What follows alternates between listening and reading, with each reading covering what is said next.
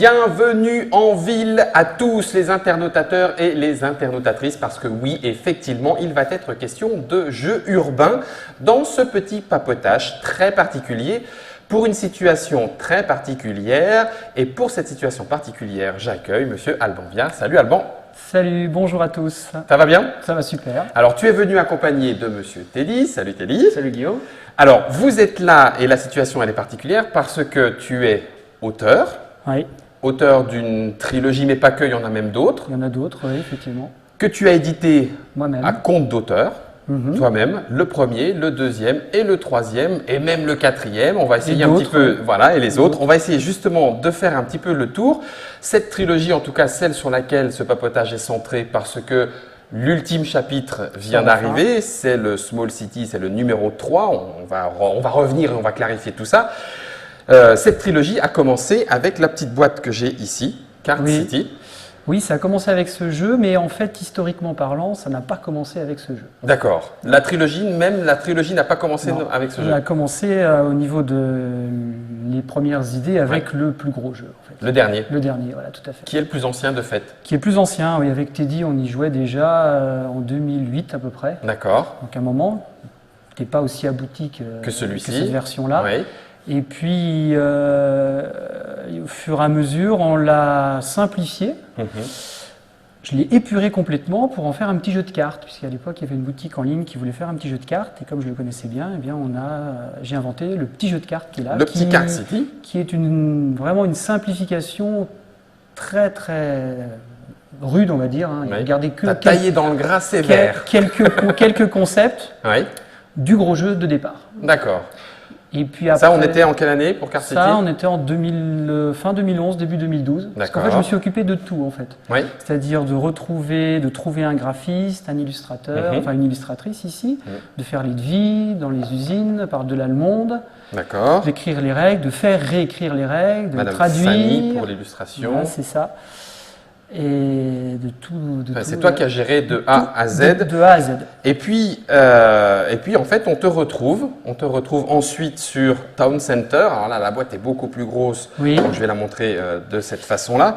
Et Town Center. Qui est un accident. Ah bon? Complètement. Tu le voulais pas celui-là? Non, mais j'aurais jamais dû l'inventer en fait. Pourquoi donc? Mais parce qu'en fait, quand je faisais les tests de ce petit jeu de cartes, à l'époque, j'avais pas de cartes. Et donc, je jouais à la place des cartes, j'avais des petits cubes. D'accord. Et donc, je jouais tout seul, j'ai fait des dizaines de parties et je piochais au hasard des petits cubes. Le cube jaune, c'était l'usine, le cube bleu, c'était le meurtre. Et donc, j'assemblais des petits cubes. Et donc, je faisais des petites villes de 6 cm par 6 cm. Des petits cubes qui montent et tout. Et puis, un jour, quand j'ai tiré un cube du sac, eh bien, il est tombé sur la ville. D'accord. Et donc, du coup, deux cubes se sont trouvés empilés l'un sur l'autre. Et donc j'ai dit, ah mais en fait on peut faire une troisième dimension au jeu de cartes. Et donc après j'ai cherché à améliorer le concept qui arrivait par accident. Et donc c'est devenu ce jeu-là, mais qui a été inventé en une semaine en fait, à partir de celui-là. À partir de Card City, donc les mécanismes se sont mis en place et l'accident il est venu pour la troisième dimension. Oui c'est ça. Et ça s'est élevé. Et tu l'as proposé au cours de Essen me semble-t-il, en première fabrication. On a fait une petite édition Lego, en fait en 2012, Essen 2012.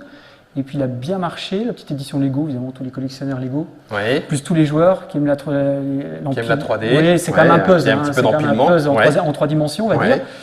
Et puis après, on a fait une édition avec la même boutique en ligne avec Indiegogo. Et puis qui est épuisé d'ailleurs avec quelques petites extensions, des nouveaux plateaux, des nouvelles couleurs de cubes. C'était dans celle-là où il y avait les stickers où on pouvait même habiller tout à fait. On pouvait, dans cette édition-là, c'est une édition qui coûtait assez cher à faire fabriquer. On avait du coup cette impression-là parce que tout était imprimé sur le côté. Voilà, on a passé 2 heures à coller les stickers. Vous faisiez ça à la main? Oui, c'était du sport. Alors juste pour savoir, vous en avez collé combien? En tout cas pour combien de boîtes? À l'issue de non, en fait, c'est les stickers dans la boîte. Non, mais je vous parle d'une expérience de joueur. D'accord. Teddy, il joue, lui. D'accord. Donc, toi, tu as collé sur ta version. Oui, sur sa version. C'était déjà du boulot. C'était déjà ça. D'accord. Voilà, et puis, il y a un éditeur qui m'a contacté, qui s'appelle Ludicreation. Ludicreation. Voilà, qui est un éditeur américain, finlandais, on va dire. Petit logo ici, on ne le voit peut-être pas suffisamment, je vais le mettre sur la caméra. Et donc, j'ai cédé les droits à cet éditeur-là en janvier 14, je crois. Donc Tone Center maintenant est dans le circuit, on va dire, via voilà. un éditeur, ce qui n'est pas le cas des deux autres opus. Non, tout à fait. D'accord. Du coup, à l'issue de Tone Center, alors Tone Center, juste pour donner une petite idée, est-ce que tu as une idée, on va dire nombre de boîtes de Card City, nombre de boîtes de Tone Center? Alors Card City, on en avait fabriqué 3000. 3000. Il n'y en a plus? Ou presque plus? Si, il y en a encore. Il en reste encore quelques-uns? D'accord. 100, 200. Oui, donc c'est quand même très peu, d'accord. Tone Center, moi j'en avais fait donc 200 en Lego seulement. D'accord. On en avait fait 700, je crois, 600-700 avec Indiegogo. Oui. Et là, alors là, l'éditeur a fait mis un tirage, qui est un tirage classique. Bon, voilà, ça, un tirage classique. Il faudrait le lui demander, 2000-3000 effectivement. Voilà. Et donc, l'actualité, la boîte qui fait que finalement tu es là avec nous aujourd'hui, c'est en fait la première, la construction de base, la maxi boîte, contrairement à son titre, hein, puisque la boîte s'appelle c'est un peu un jeu de Small City. Ah oui, tu l'as fait peut-être exprès. D'accord, d'accord. Dans une gigant boîte, box. Donc c'est le 3e opus. Et là maintenant, on est revenu au jeu tel que tu l'avais imaginé au départ. Au départ, voilà. Alors on l'a amélioré grandement quand même au moment où on a réécrit les règles. On a fait des variantes, des autres possibilités de jeu. On l'a un petit peu nettoyé aussi au niveau de certains mécanismes qui n'étaient pas... L'expérience aidant, hein, tout à fait, voilà. On arrive à améliorer, à ciseler, voilà, à ciseler tout ça. Alors, ce n'est pas tout à fait terminé, parce que tu m'expliquais hors antenne, et puis du coup, on va en parler maintenant. C'est que pour toi, ce triptyque crée un univers, dans lequel tu places d'autres créations ludiques. Tout à fait. Alors, en fait, il y a 3 jeux, parce qu'en fait, il y a 4 ou 5 concepts qui sont présents dans ces 3 jeux. D'accord. C'est pour ça que ça unifie. Il n'y a pas que le thème en fait. Hein. Il y a un des concepts, on va dire, les plus importants, c'est le fait d'être adjacent à un bâtiment. Le fait d'être à côté de quelque chose. Et ça se retrouve dans les trois jeux, soit sous forme d'un jeu de cartes, soit sous forme d'un jeu d'empilement, de cubes. Ouais. Et là, plutôt, c'est un jeu de tuiles, on va dire. De placement de travailleurs, mais de tuiles, on va dire. D'accord. Et donc, c'est toute cette mécanique d'adjacence et de voisinage, en fait, qu'on trouve dans les villes, qui a été déclinée en 3. Mais ça s'arrêtera là au niveau des concepts de développement. Ouais. Mais après, ça crée un univers, qui est l'univers de la ville, qui est un petit peu la version d'enfance que j'avais quand je jouais à SimCity. SimCity, voilà, le célèbre SimCity. Et on y a passé du temps. On verra d'ailleurs dans l'explication de règles quels mécanismes ont été mis... ont été rendus abstraits pour passer du jeu vidéo au jeu plateau quand même, pour essayer de coller le plus près du jeu vidéo. Mais finalement, ça crée un univers de jeu, et dans cet univers de jeu, il y a plusieurs jeux que l'on peut ajouter. Par exemple, dans Small City, il y a une tuile qui s'appelle Clinique, qui est un hôpital en fait, et donc il existe, j'ai déjà inventé un jeu qui s'appelle Clinique. Voilà. Que tu portes sur toi fièrement. Alors pas trop fièrement, sinon on va te faire sortir du cadre.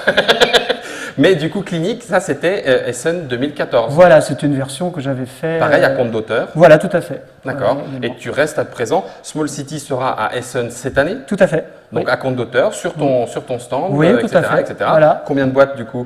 750. 750. 750, et c'est du travail parce que le jeu est très compliqué à fabriquer. Et c'est d'ailleurs ça qui a retardé la mise en disposition. La mise en disposition, c'est pas le fait qu'il ne marchait pas, c'est parce que le jeu est relativement compliqué à faire fabriquer. Oui.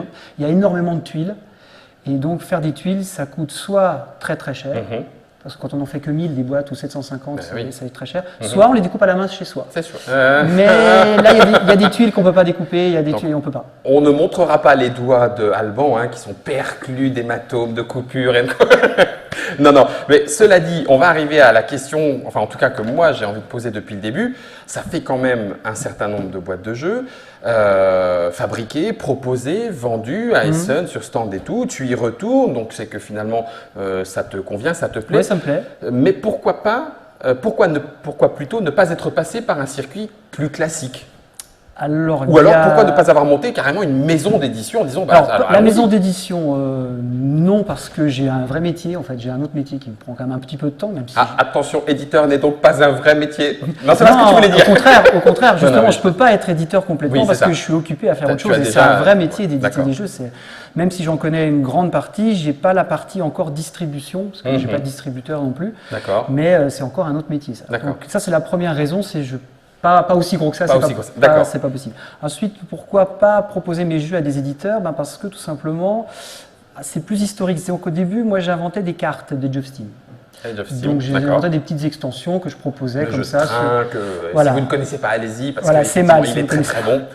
Voilà, donc j'inventais ça. Donc en fait, j'ai l'habitude d'écrire une petite règle, on va dire, d'une quinzaine de lignes qui modifie les règles du jeu de base.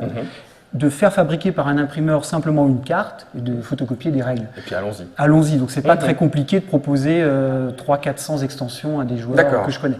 Donc on va dire j'ai beaucoup de clients, beaucoup de fans de mes jeux qui se sont fait comme ça. Voilà, c'est ça. C'est les clients d'Age of Steam. En fait, c'est les joueurs d'Age of Steam en fait, qui me contactent et qui sont a priori mes premiers fans et mes premiers clients. Donc ça c'est la première raison. Donc j'ai gardé ce système-là d'envoyer des mails, de dire voilà je sors cette petite carte là. Ça, c'est la première raison. La deuxième raison, c'est que je n'ai pas le temps de démarcher les éditeurs. Ah oui, d'accord. Il faudrait faire les salons, il faudrait leur proposer. Donc ça prend envoyer du temps. Des prototypes. Il faut envoyer des prototypes, attendre des réponses avec anxiété, etc. etc. D'accord. La troisième meilleure raison, à mon avis, c'est que je préfère garder, pas la propriété, mais on va dire… La main. La main sur tout. Oui. Et donc, je fais tout. Alors, il y a quelque chose que j'ai appris à ne pas faire, à ne surtout pas faire, c'est écrire la règle. D'accord. Voilà, donc ça, j'ai appris à ne pas la faire. Ça demande une compétence un petit peu particulière encore. Surtout quand le jeu, on l'a inventé. Bah oui. Et là, c'est beaucoup plus dur d'écrire la règle. Donc en fait, je ne la fais pas. J'en fais une première version, mais après, c'est pas moi qui m'en occupe. Teddy, tu rentres dans le système là-dedans Je rentre à la fin du processus, notamment pour tout ce qui est correction. D'accord. Correction au niveau du thème général, savoir si on utilise bien les bons mots au bon moment, utilisation des majuscules, et puis correction orthographique aussi. D'accord. Voilà. Ouais, je fais beaucoup de fautes. Je teste aussi. D'accord. Voilà. Tu es un petit teste beaucoup même. Je teste beaucoup. Tu es crash tester. Donc. Exactement. Crash tester. Tu as vu toutes les versions et toutes les évolutions et tout ce à quoi nous allons échapper au final pour ce jeu. Du coup, on a parlé de Card City, Town Center, Small City, on a parlé de clinique. Si on se projette un petit peu… L'année prochaine, l'année prochaine, j'ai un jeu de train. Jeu de train. Tramway. Qui est prêt, qui se passe dans Small City en fait. Dans la version originale de départ de Small City, il n'y a pas de transport en commun. De transport, oui. Donc c'est dommage. Pour quelqu'un qui a joué à SimCity, donc vous avez des embouteillages. Oh non, on va compléter tout ça l'année prochaine avec un jeu de train, de réseau. Voilà. D'accord. Donc et pareil en auto-édition, enfin édition à compte d'auteur, c'est comme ça qu'il faut le faire. Mais j'ai de plus en plus de personnes qui me connaissent, qui me commandent. Mais est-ce que ça va pas finir par atteindre une taille critique? Ça va finir par atteindre une taille critique. Déjà pour Small City, ça atteint une taille critique de par la complexité du jeu, à faire fabriquer. Oui. Donc, est-ce que tu acceptes de donner en public ton vrai métier? Oui, bien sûr, je suis professeur. Tu es professeur. Est-ce que tu pourrais pas imaginer d'utiliser tes élèves pour fabriquer… Non, c'est peut-être pas une très très bonne idée. Les élèves, ils seraient d'accord, mais c'est les parents, quoi. On apprendrait certainement plein de choses à construire des tas de jeux. Eh bien écoute, en tout cas, c'est une sacrée aventure que l'on retrouve autour de ces jeux, de tes jeux, de ta création, de cette histoire. Et ce que je vous propose, chers internautateurs et internautatrices, c'est de nous retrouver dans une autre Trick Track Télé finalement, et où on va rentrer un petit peu plus dans la boîte, la grande boîte de Small City, pour voir de quoi il est question plus précisément. Merci beaucoup, Alban, pour toutes ces explications, cette histoire. Merci Teddy de nous y avoir accompagnés. Et puis, en attendant de pouvoir y jouer, eh bien, c'est à vous que je souhaite de bonnes parties. À vous de jouer. Merci. Salut.